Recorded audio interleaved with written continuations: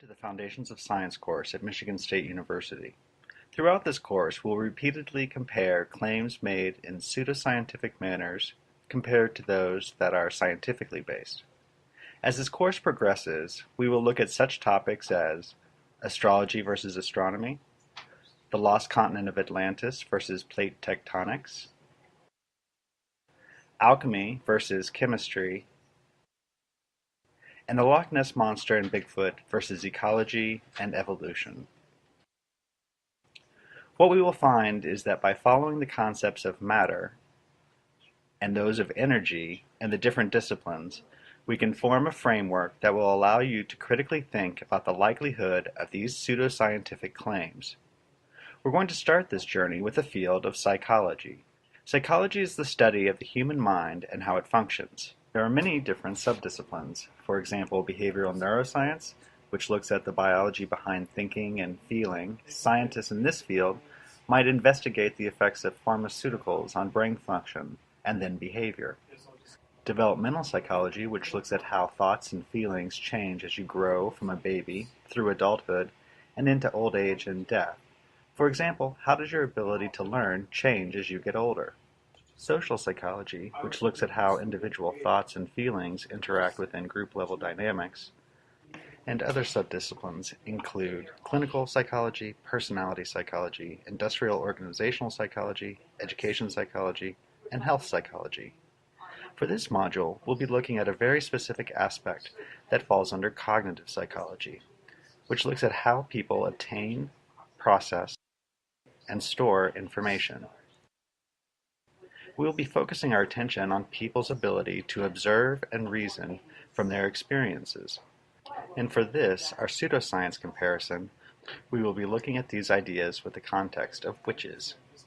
This will in turn allow us to see why science and critical thinking are important skills for people to have, and will set the stage for our comparison of science and pseudoscience for the rest of the course.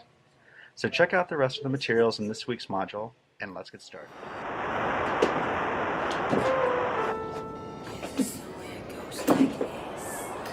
I come a little closer to sing it to you. Not all the Vinci type think the same.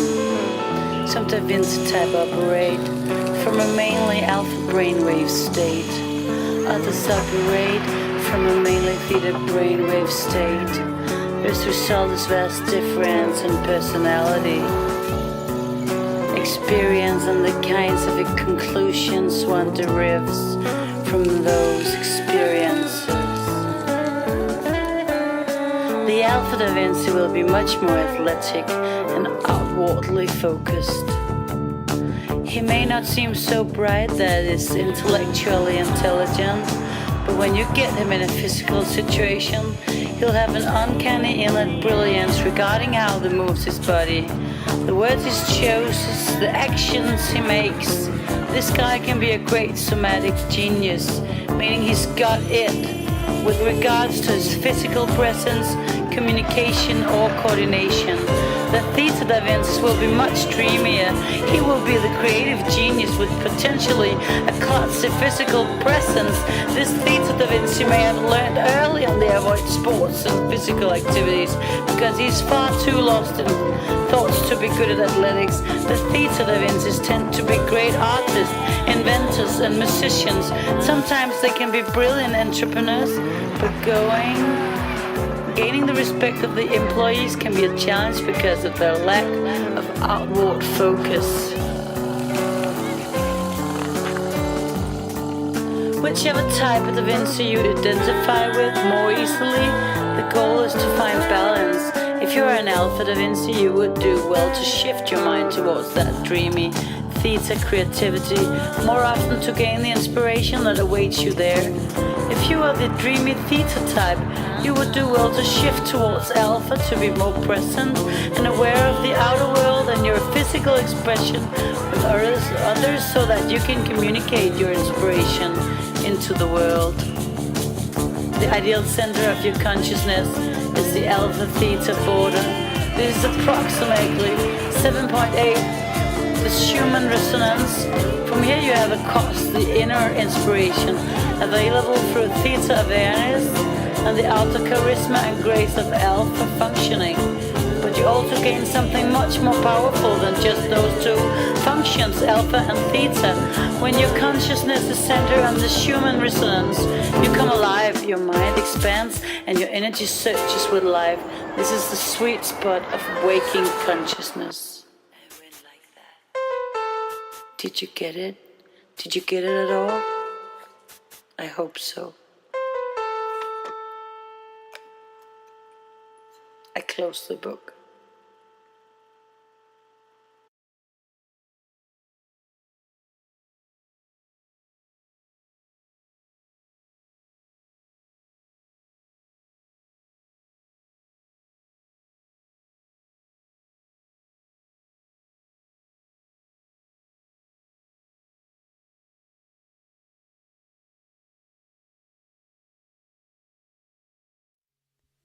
Personality. What is it? Are we born with it? Or does the environment affect it? How does it develop? Does it change over time? Can we measure and study it? What makes you you? These are some of the questions psychologists have struggled to answer. Debate is still continuing today. Some have defined personality as an individual's consistent patterns of feeling, thinking, and behaving. Psychologists have studied personality as a way to try to predict or explain behavior. In this section, we will discuss some of the theories of personality that have arisen in the last century. We'll look at the ideas of influential psychologists in 3 different approaches: the psychoanalytic theories, humanistic theories, and trait theories of personality. The psychoanalytical approach to personality and behavior was founded by Sigmund Freud. Other important psychologists using this approach were Alfred Adler and Carl Jung, both early followers of Freud. Psychoanalysts believe that personality is controlled by our subconscious thoughts, from experiences we cannot even consciously remember.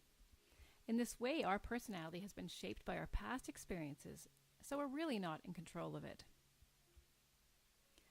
The humanistic approach to personality and behavior started to gain footing in the 1960s. In contrast to psychoanalytical theories, this approach suggested humans have free will. In this view, you are not stuck with an unchangeable personality, but are able to make decisions and changes to your thinking patterns. It is these underlying motivations that will contribute to your personality. Abraham Maslow and Carl Rogers are well-known humanist personality figures whose personality theories we will study later in detail. The trait theory approach to personality started as a rejection of the popular psychoanalytical and humanistic views. This view incorporates many different ideas. Trait theory suggests that personality can be studied and described using a selection of traits. In this view, traits are defined as relatively enduring characteristics that influence our behavior across many situations. It was started by Gordon Allport. He came up with a list of over 4,000 adjectives that describe personality.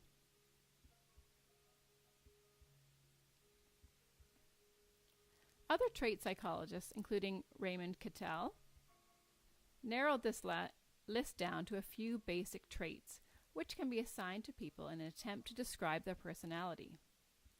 While most of these theorists suggest that all people might be described by all traits, they propose that a few traits would be more dominant in different individuals.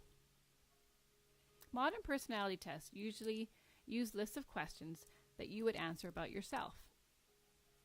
By analyzing your answers, you can be assigned a general description of your personality. Proponents of this approach would suggest that you will be able to use this information to understand your behavior and why you act the way you do. Or perhaps you might even be able to make decisions about your own future. In the next lesson, we will discuss in detail the theorists and their theories and compare and study personality tests.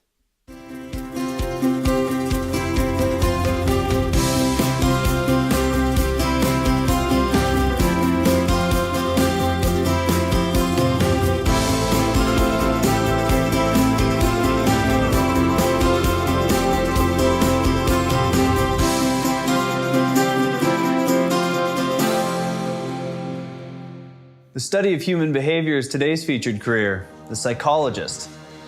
Hi. Hello. I'm Brian. I'm Dr. Peel. Come on in, I'll show you around. Please.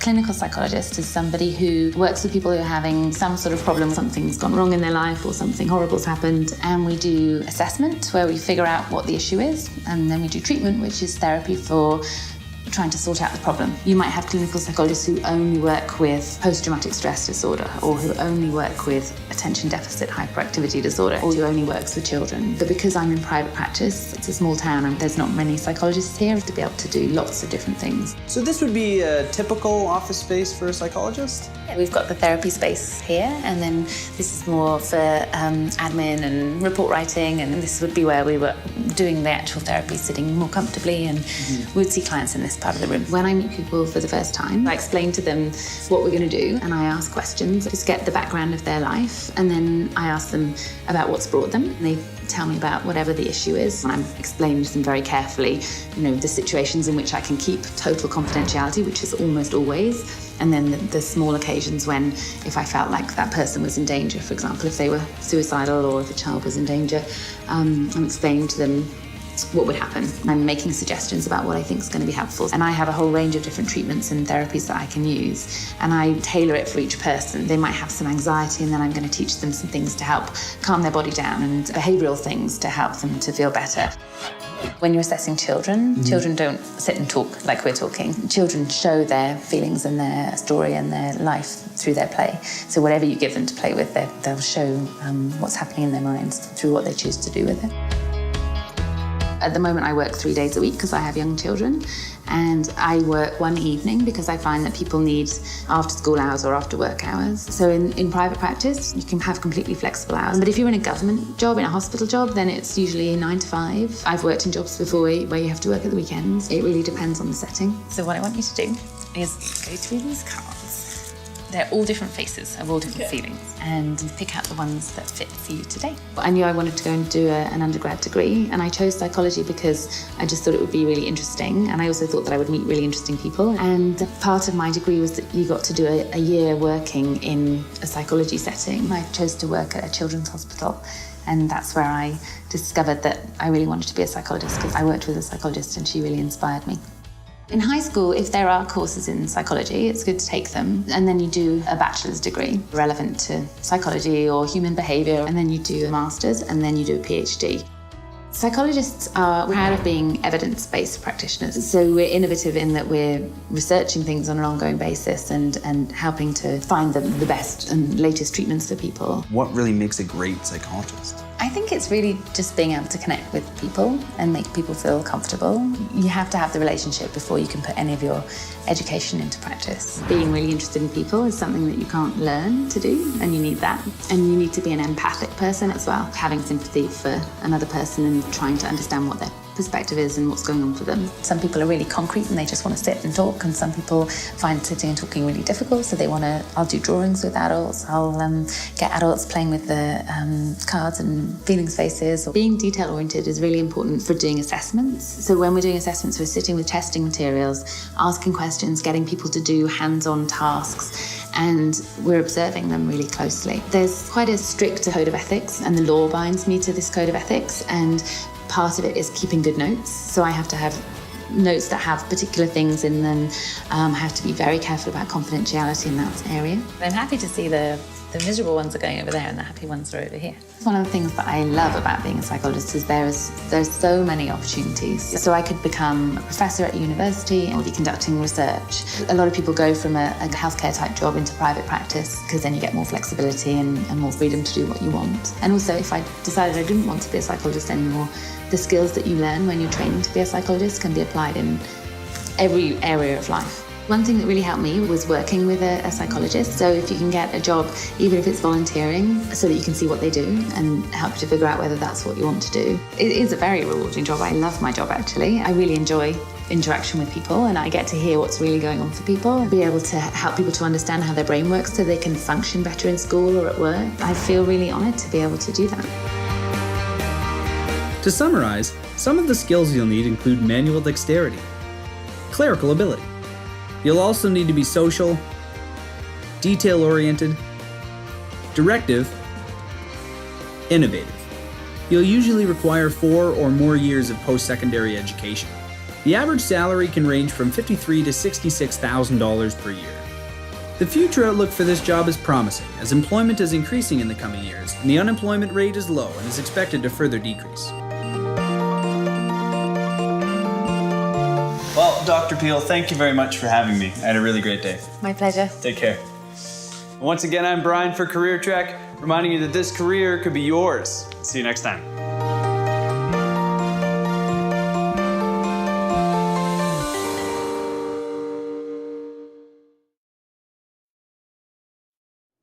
This is the VOA Special English Health Report.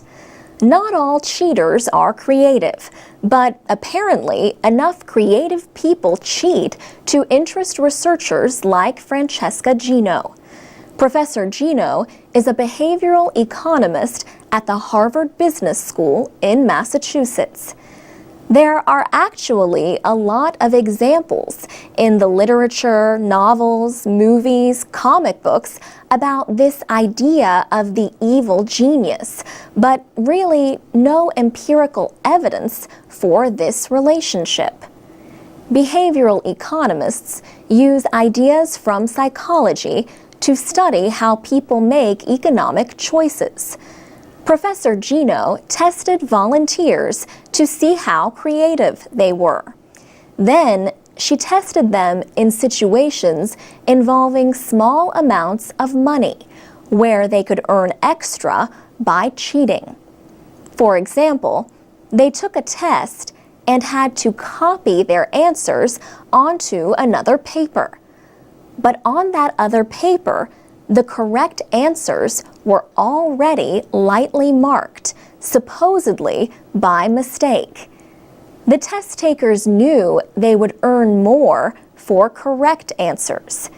They were led to believe they could cheat without getting caught.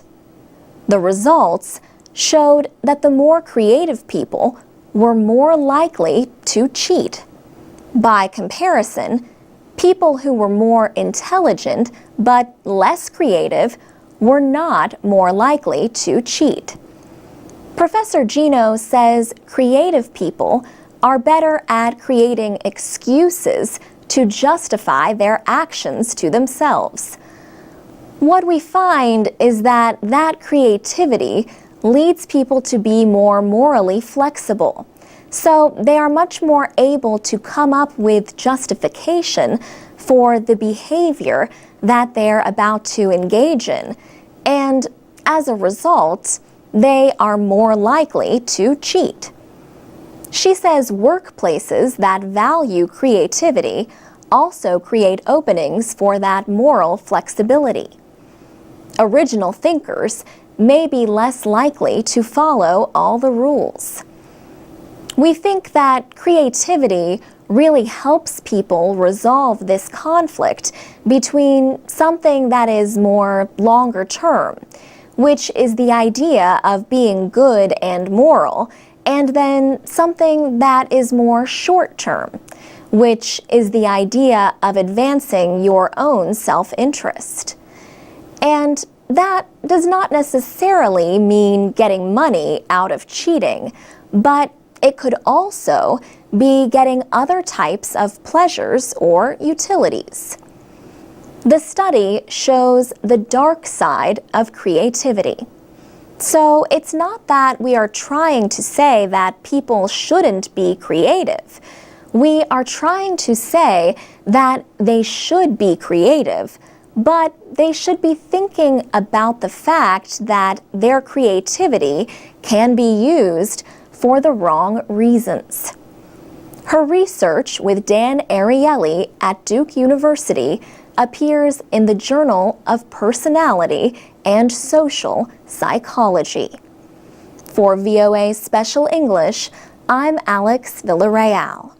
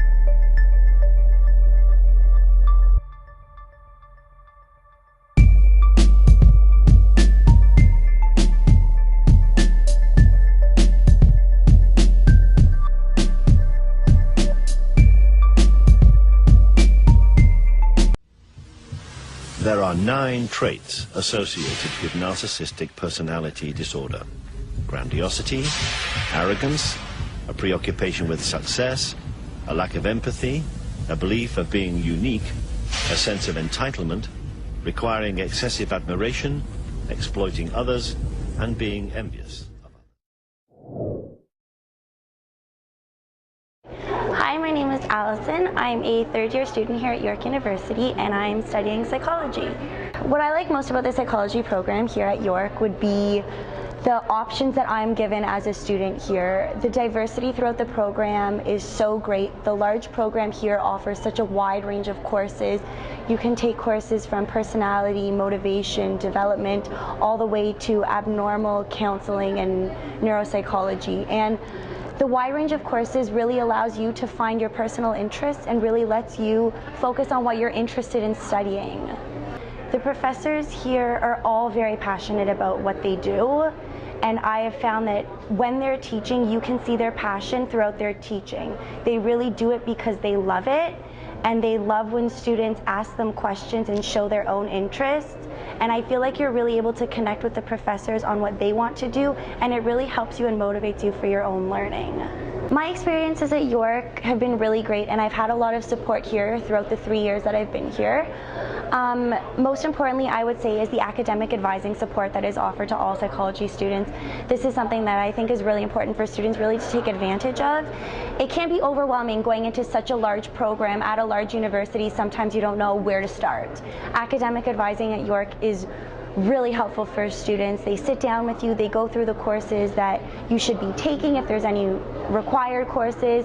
They offer you so many courses that you can choose from, and they really help focus your interests, and they really help get you on track with where you need to be, and it's really comforting knowing that they're there for you. I've had opportunities to help my career success. The Career Center here offers workshops and seminars on different things like what would my degree get me, and workshops like these have really helped me realize that a degree in psychology can lead to so many different possibilities and lead to so many different areas. So I have 1 more year until graduation, and after that I do plan on studying education. I'm actually hoping to get into the concurrent program at York University. I've really had nothing but great experiences here, so I see no reason to leave this place, and they do offer a really great education program, and I do hope that one day that leads me to teaching.